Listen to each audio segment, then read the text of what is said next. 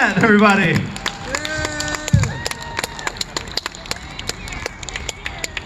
Interchangeable white girl, thank you. Love that. How are you guys doing? All right, I love it. I'm gonna make eye contact with every single one of you guys. It's gonna be so goddamn intimate. Really excited to be here. I'm drinking Gatorade in preparation for my liver to go out. I love you, Brew HAHA. I don't drink that much anymore, you guys. I used to drink a lot. Yeah. I remember one time I got so drunk I started to dance on a table, and the manager had to come ask me to get down. She was like, "This is inappropriate behavior for a Panera. You just broke that guy's laptop." I'm like, "Whatever, it's somebody's birthday somewhere." I've never done the walk of shame though, ever. The most shameful walk I do as a person is when I take a bag of McDonald's trash out of the passenger side floor seat of my car to walk and throw away at a second McDonald's location. I do that way more often. I know it's kind of like trashy to admit you like McDonald's, right? Like we all know McDonald's is bad for you. We all know McDonald's is just a public restroom that also sells hamburgers, right? Ba-ba-da-ba-ba-ba, I gotta pee. Might as well get them chicken McNuggers. Yeah, love them. I like McDonald's because it's like kind of comforting because it tastes the same wherever you go. You can go anywhere and get McDonald's and it tastes exactly like home. So for one time I was in Europe and I got really homesick and I was like, you know what I'll do? I'll just go visit my friends at McDonald's. The American Embassy. That'll be great. You know? And I walk up proudly and I'm like, I'll take a McFlurry. And they're like, great, toffee or granola. I was like, that's not like home. And they're like, oh, actually the McFlurry machine's broken. I was like, that's like home. Oh my God, thank you. I needed that, I missed you. Now I do like McDonald's. I grew up kind of trashy, you guys. Like, I didn't think I could be trashy because my parents were rich enough to afford a pinball machine, which is like the trashiest thing to have in your dining room. Here's how I found out I was super trashy. I went grocery shopping with my roommate in college. And she said, all right, Kelly, I'm gonna go get a poster board for one of my classes. And I was like, cool, I'll just go get our complimentary rotisserie chicken and I'll meet you by the checkout. Thank you, ma'am. You heard that right, complimentary rotisserie chicken, yeah. Because in my family, when my father would take us grocery shopping, the first thing he would do is go to the deli section and get a rotisserie chicken and put it right there in the front of the cart. And then he would proceed to eat the entire rotisserie chicken with his bare fingers while we were shopping for groceries. And then he would just leave the carcass somewhere hidden in the store. And I just thought you got a free freaking complimentary rotisserie chicken when you shopped at Kroger. I thought they had that good chicken money, you guys. I didn't know my dad was the finger-licking bandit of Cincinnati, all right? They are still pulling wings and tenderloins out of the freezer section. Banned for life. I do like my family, though. I have a sister. My sister calls me every year to tell me what to buy her for Christmas. It's real fun. Like last year she called me and she's like, hey Kelly, it's Christmas. All right, I want this blender. It's from Target.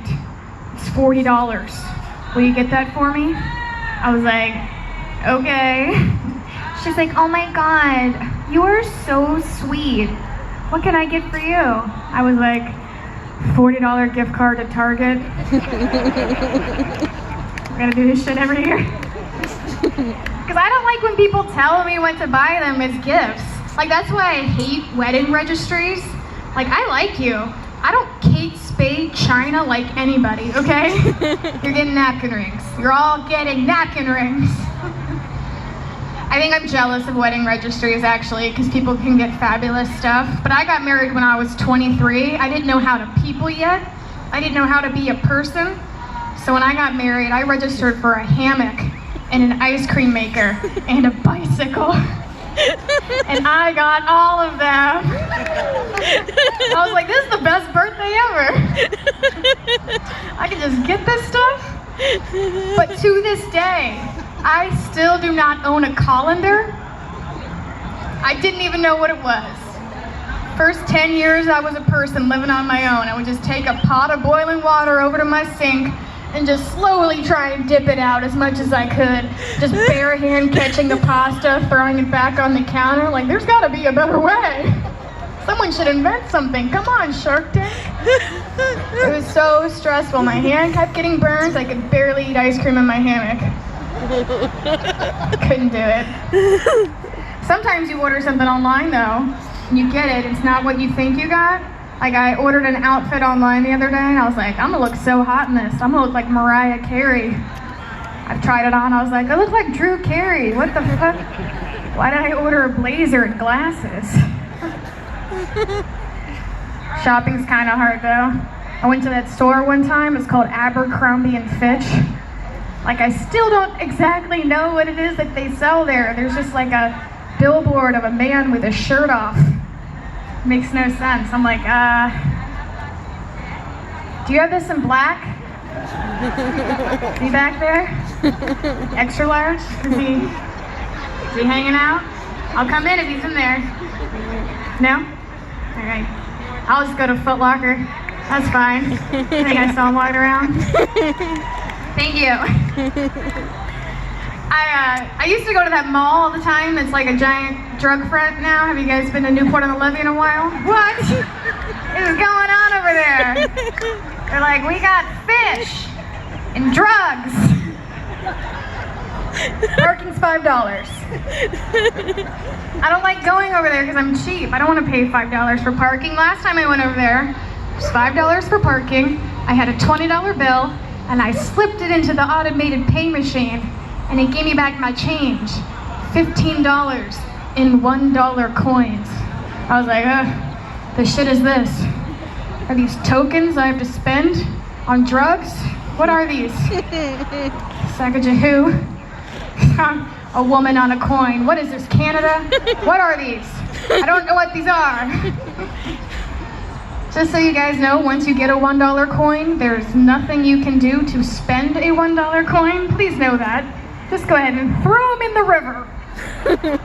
You can't like take it as out of your pocket, leave it as a tip on a bar. Like, here you go, there's $1. No, it looks like a quarter. You look like an asshole. You can't go to that bar anymore, you guys. You can't give it to your friend. Like, here's that $1 I owe you. They'll just put it in their mouth. They'll think it's chocolate. You just murdered your friend, you guys. Bad move. You can't make it rain at the strip club. You just gotta be like, making it hail. It's gonna hurt some people. You can't take them to the bank. They're like, ha ha. No take backs. Down to the levee. Get some fish. I did hear they're going to be putting a woman on paper money. Did you guys hear this?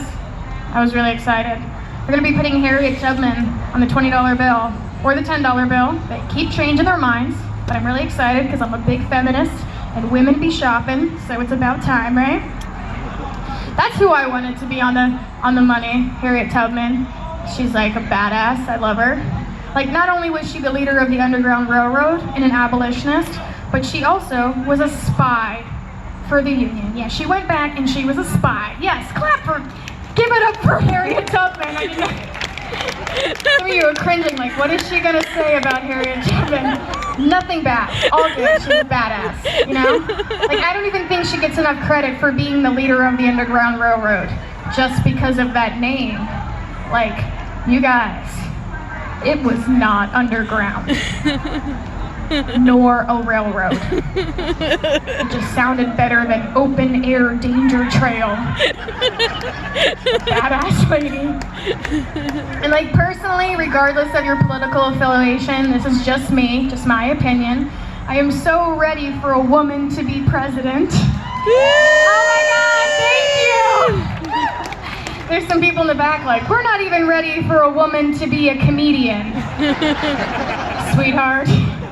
But go ahead with your little jokes. Don't worry, I'm not getting paid. I think if a woman was president, though, we wouldn't have as many wars, you know? I'm not saying we wouldn't have any more, you know, but I think that men are very confrontational, you know? Like when you're in a fight with a man, he like puffs his chest up, and then he swings his arm back and waddles like a penguin. He pokes you and he calls you bro. You've been to Tin Roof, right? You've seen that out there. How men fight. And they go behind their phone and they tweet passive aggressively. They fight. But here's something. Sometimes when you're in a fight with a woman, you don't even know you're in a fucking fight, you guys. We can hold it back. We see everything. We might not bring it up right away. We're gonna wait 12 years and then fuck your brother. I don't know how you roll. No. Like I could just see a whole UN full of all women presidents from across every nation, and everybody's walking around like not knowing who's mad at who. It's awesome. Like, oh my God, hey girl, I love your skirt. It's gonna kill you. And then the delegate from China walks up and is like, hey girls, this is super awkward, but why didn't anybody come to my New Year's Eve party? And everybody's like, oh, sorry, China, we've been mad at you for 13 years. Also, you don't know when the hell New Year's Eve is. Just a long calendar joke, you guys. Long calendar joke. It's hard to be a woman sometimes, you know? Like, ladies, you ever take a screenshot of a text message and then accidentally send it right back to that freaking person? Oh no! You know what that means, right? It means I'm talking shit about you in a group chat that you're not in. That's what a screenshot means. Check this out. I've done that so many times, accidentally sent it back to that person. I have my own defense mechanism. As soon as I see that I've done this, I just say, look what you said. I take a picture of it and send it back to you so you can see how it sounded coming through my phone.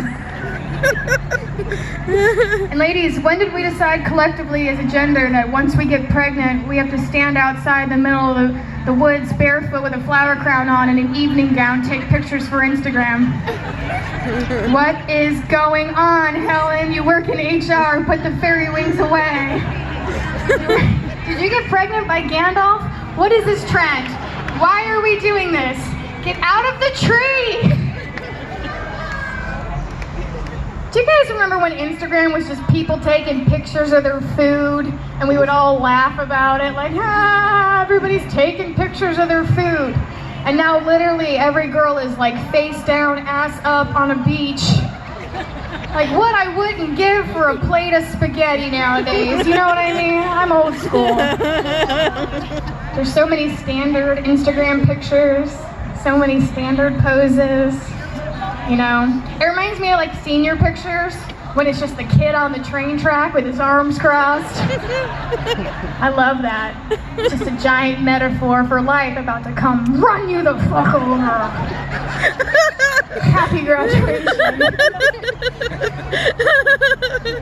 I think it's probably hard for men too, because, you know, masculinity rules. I recognize it's probably hard for you guys, because like men can't cry, I guess. Like I used to watch Dirty Dancing with my dad. Inappropriate, I know. But we'd watch it, and every time we got to the end where Swayze would lift up Baby, my dad would just be like, goddamn bug in my eye. That bug is back. Every time, goddamn that bug. I'm like, just let it out, man. Like, I'm a woman. Like, I can cry. Just not at work. Oh wait, that's breastfeed, sorry. Wait a minute, I get so confused. Is there a white man here who can tell me the rules to my own body? Is there an older white man, not related to me in any sense, who can tell me the rules of what I can do? It's just so confusing. Am I allowed to walk? This is when women get banned from the stage. Sorry, guys. I tried to do it for you. I lost my space because I got into that. Sorry, guys. You guys, I keep getting invited to these cult meetings. I know, have you been to these? Mary Kay party? Have you had to get through this nightmare? I'm like, cool, thank you. Can I just give you $30 and then leave? Oh no, I have to take off the makeup that I put on to come over here? Cool, I'll play your game. If you've never been to a Mary Kay party, the first thing they make you do at a Mary Kay party is a thing called a satin hands kit. It's where you put all this lotion on your hands and they're supposed to feel really soft, like satin. Everybody gets jazzed. They're like, come on into the party and put the lotion on. It's fun. It puts the lotion on its hands. You know why they do that? So your hands get so slippery you can't turn the doorknob and get away from the Mary Kay party. You're like, oh, I'm stuck here. I told my girlfriends, I was like, if you're gonna invite me over your house for one of these parties, like at least make it a pure romance party, right? Yes. Those are like at least a little bit more entertaining to be at. You know, because at a Mary Kay party, I get to find out Rebecca likes to wear red lipstick. But at a pure romance party, I get to find out that Rebecca is disgusting. What? I don't even know what thunder beads are. Why do you need a bigger size? I don't understand. What is this? That's cool. I invited my mom. This is not weird. I get invited to so many of these girl parties, you guys. Like, I got invited to a Tupperware party the other day. A Tupperware party! I was like, I didn't even know they still had these. But cool. Do you just sell lids? Like 25 lids, various shapes and sizes. Please ship them to me every 6 weeks. There's Tupperware on my lids. Subscription box of lids. It's my second Shark Tank idea.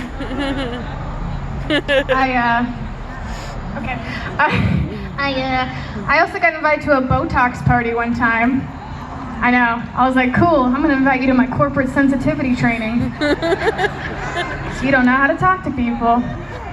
This is how she said it. She's like, Kelly, I want you to come over my house for a Botox party, but you can't tell anybody you're coming over my house for a Botox party, because it's actually illegal to have a Botox party at your house. I was like, oh, no shit.